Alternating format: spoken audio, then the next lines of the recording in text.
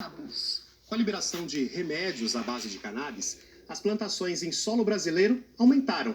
E aí surge uma cadeia de produção. É o que a gente vai ver na reportagem do Filipe Mancuso, com produção da Maria Luísa Silveira. Poucas plantas no mundo carregam tantas funções. Isso aqui é uma planta medicinal. Ela também produz papel, ela substitui o eucalipto, tem propriedades para a produção de fibra, para a produção de combustível. Você tem mais de 1.800 produtos que essa planta faz. E na mesma medida, tantas polêmicas. A partir do momento que o meu remédio passou a ser esse, um muro de preconceito subiu à minha frente. Eu perdi os meus amigos, eu perdi o contato com a minha família. Com certeza você já ouviu falar na protagonista da nossa reportagem. Seu nome científico? Cannabis sativa, mais conhecida como maconha.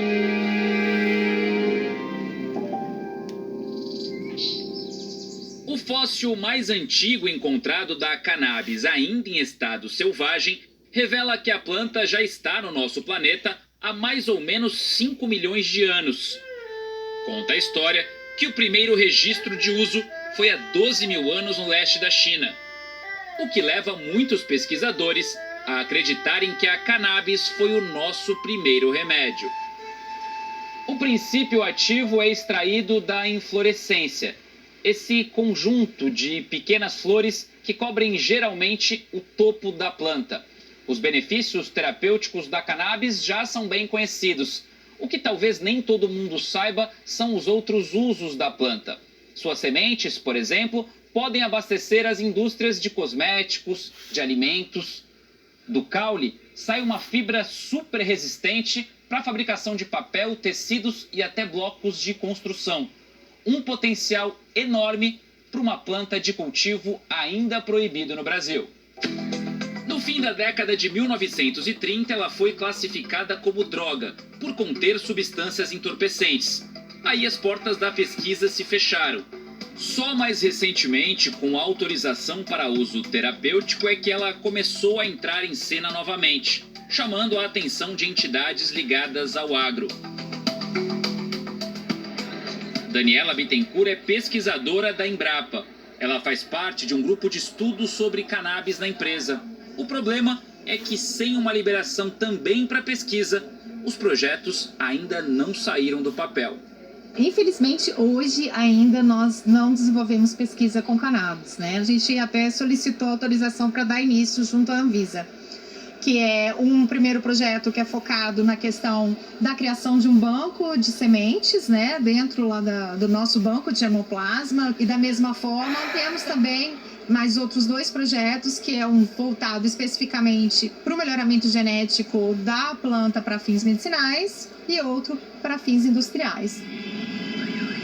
Em 2015, a Anvisa autorizou a venda da cannabis com prescrição médica.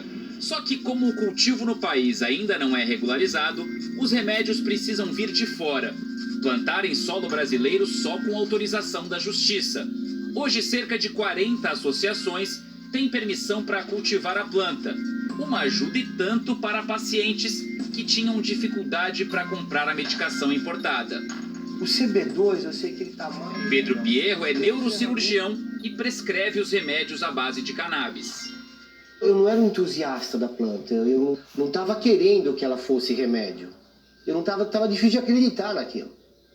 Não fazia sentido como algo tão antigo, que funciona tão bem, como isso me foi negligenciado o tempo inteiro, como é que eu nunca tinha ouvido falar disso? E para convencer as pessoas, daí para você olhar assim para um pai e falar, olha, seu filho tem indicação de uma neurocirurgia para epilepsia, porém, nós temos ferramentas terapêuticas que podem ser utilizadas que são menos invasivas, como por exemplo, canabinoides medicinais. Aí a pergunta, né? Cannabis da maconha? Doutor, abre a cabeça do meu filho, mas não dê maconha para ele. Viu? Apesar do estigma, o corpo da planta oferece uma farmácia inteira de possibilidades. São centenas de compostos, entre eles os chamados canabinoides, usados no tratamento de várias doenças. Os mais famosos são o THC, que tem efeito psicoativo, e o CBD, que age como um regulador do corpo. Sem causar alteração de consciência, ele ajuda a equilibrar o sistema nervoso central. O CBD é o mais usado em tratamentos, com forte indicação para pacientes com epilepsias, por exemplo. Mas o THC também desempenha um importante papel terapêutico. O THC, ele não é um vilão. É o THC que a gente usa para dor oncológica, é o THC que a gente usa para depressão, é o THC que a gente usa muitas vezes para tratar questões de inapetência, de fazer o idoso ganhar peso. O que faz ele se tornar um veneno é a forma como se usa. Fumar faz mal, não importa o que seja. A alguns quilômetros do Açude Velho, um dos principais cartões postais de Campina Grande, na Paraíba, fica a sede de uma das pioneiras no cultivo de cannabis medicinal no país, a Abrace. E a gente escolheu Campina Grande, dado ao clima, à altitude. A associação, fundada por Cassiano Gomes há mais de 10 anos, funcionou durante muito tempo resguardada por liminares. Foi só em 2023 que o Supremo Tribunal Federal deu permissão permanente para o plantio e fabricação do óleo, que funciona como medicamento. Cassiano, você se considera um agricultor convencional? Eu acho que eu me considero um agricultor revolucionário, porque a gente decidiu cultivar aquilo que para muitos ainda é um crime. Eu falo isso, gente, eu cometi um crime para salvar vidas. A vida da própria mãe, que tinha deixado de comer e não levantava mais da cama. E isso foi realmente o meu motivador. Tanto que esse sítio a gente homenageia a ela, Dona Zezé, porque mamãe foi a paciente número 1. A notícia se espalhou. Quando eu fiz o óleo para mamãe, sobrou um pouco de óleo. E eu consegui fazer 10 frascos e mandar para 10 famílias. Porque naquele ano, 2015... o dólar teve uma alta gigantesca e aí esses pais já não conseguiam mais fazer importação. E quando a gente chegou a 100 famílias, foi quando eu realmente vi que eu não tinha mais condições de estar sozinho. E aí, de uma pessoa passou a ser 3, daqui a pouco passou a ser 8, daqui a pouco passou a ser 40. Hoje nós temos 140 pessoas trabalhando aqui em conjunto, trazendo qualidade de vida para as pessoas que precisam. As primeiras sementes foram importadas do Canadá. Hoje eu tenho mais de 50 mil plantas, né, e que vieram de 3 sementes. A gente está aprendendo no erro e no acerto. Foram longos 10 anos que a gente foi aprendendo a cultivar cannabis no Brasil. A associação tem uma área plantada protegida por estufas de 2 hectares. A gente está aqui no Jardim Clonal, onde a gente tem a garantia da manutenção genética. Aqui a gente tem hoje, em média, 60 plantas madres, né, que são plantas que já passaram por um processo já de seleção genética, desde a semente até aqui, mantendo as características desejáveis para a produção do óleo. Dessas matrizes são retiradas as chamadas estacas, que nada mais são do que pequenos pedaços do galho. As estacas seguem para o setor de clonagem, onde são lavadas uma a uma com água sanitária e cálcio. Além do banho, as funcionárias também retiram o excesso de folhas para padronizar os galhos. Feito isso, as estacas são colocadas nesses vasinhos com substrato. São 21 dias até o enraizamento. Passado esse período, as plantas recebem etiquetas. A gente consegue rastrear qual foi a planta-mãe e a gente já tem todas as descrições de canabinoides que a gente precisa, né? E todo o processo que foi feito até chegar nesse clone e essa etiqueta acompanha a planta até a colheita. É uma ficha técnica. É uma ficha técnica. E também serve como uma prova para as autoridades de que toda a produção foi direcionada a desenvolvimento de medicamento. Chegou a hora do transplantio. As plantas saem desses vasinhos e vão direto para os canteiros. São 200 plantas a cada setor, como esse daqui.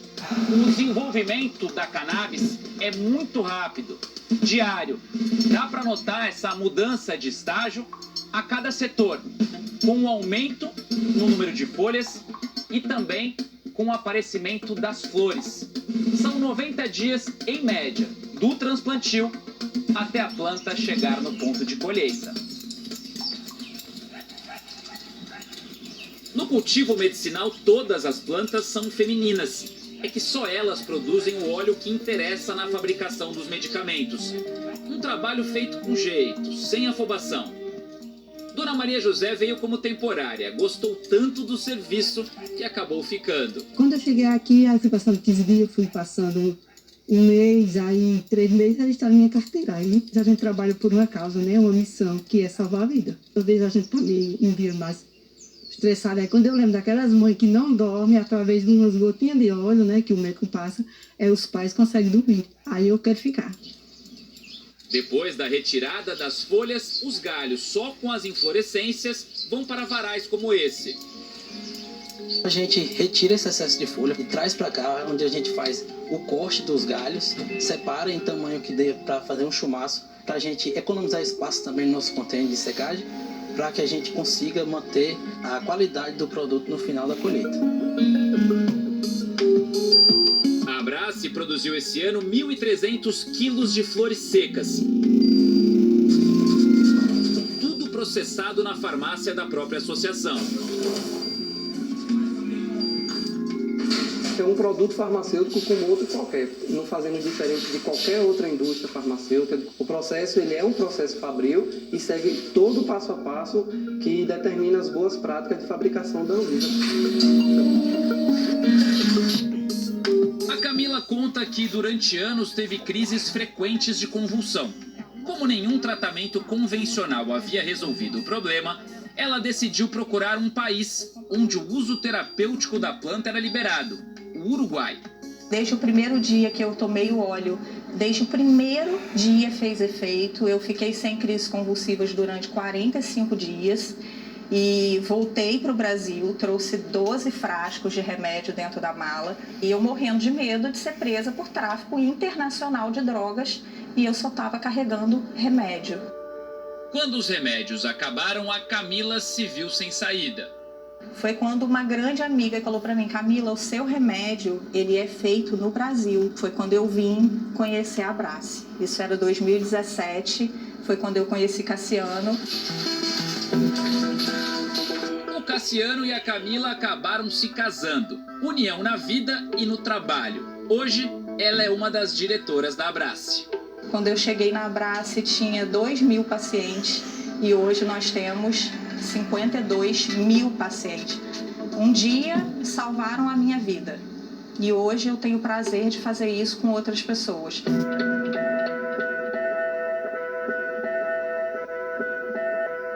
A gente pode utilizar o melhor dos dois mundos. Eu não deixei de operar, eu não deixei de passar remédio alopático, eu continuo prescrevendo morfina, eu continuo prescrevendo antiepilético.